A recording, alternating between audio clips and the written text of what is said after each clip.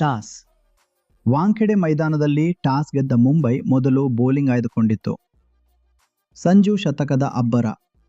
CSK ಪರ ಸ್ಫೋಟಕ batting ನಡೆಸಿದ ಸಂಜು ಸ್ಯಾಮ್ಸನ್ ಕೇವಲ 54 ಎಸೆತಗಳಲ್ಲಿ ಶತಕ ಸಿಡಿಸಿ ಅಬ್ಬರಿಸಿದರು. ಬೃಹತ್ ಮೊತ್ತ.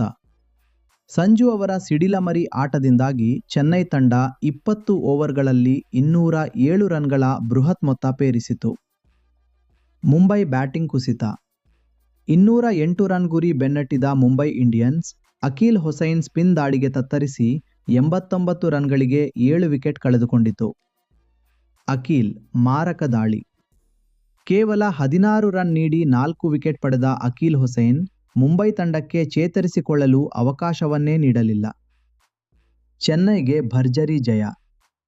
ಕೊನೆಯಲ್ಲಿ ಮುಂಬೈ ತಂಡವನ್ನು ಅಲ್ಪ ಮೊತ್ತಕ್ಕೆ ಕಟ್ಟಿಹಾಕಿದ ಚೆನ್ನೈ ಸೂಪರ್ ಕಿಂಗ್ಸ್ ಈ ಪಂದ್ಯದಲ್ಲಿ ಅದ್ಭುತ ಜಯ ಸಾಧಿಸಿದೆ. Points table. ಈ ಗೆಲುವಿನೊಂದಿಗೆ ಚೆನ್ನೈ ಸೂಪರ್ ಕಿಂಗ್ಸ್ ಅಂಕಪಟ್ಟಿಯಲ್ಲಿ ತನ್ನ ಪ್ರಾಬಲ್ಯವನ್ನು ಮುಂದುವರಿಸಿದೆ. ಬೆಂಗಳೂರಿನ ಎಂ ಚಿನ್ನಸ್ವಾಮಿ ಮೈದಾನದಲ್ಲಿ ರಾಯಲ್ ಚಾಲೆಂಜರ್ಸ್ ಬೆಂಗಳೂರು ಮತ್ತು ಗುಜರಾತ್ ಟೈಟಾನ್ಸ್ ನಡುವೆ ಹೈ ವೋಲ್ಟೇಜ್ ಪಂದ್ಯ ನಡೆಯಲಿದೆ. ನಿಮ್ಮ ಬೆಂಬಲ ಯಾರಿಗೆ? ಕಾಮೆಂಟ್ ಮಾಡಿ.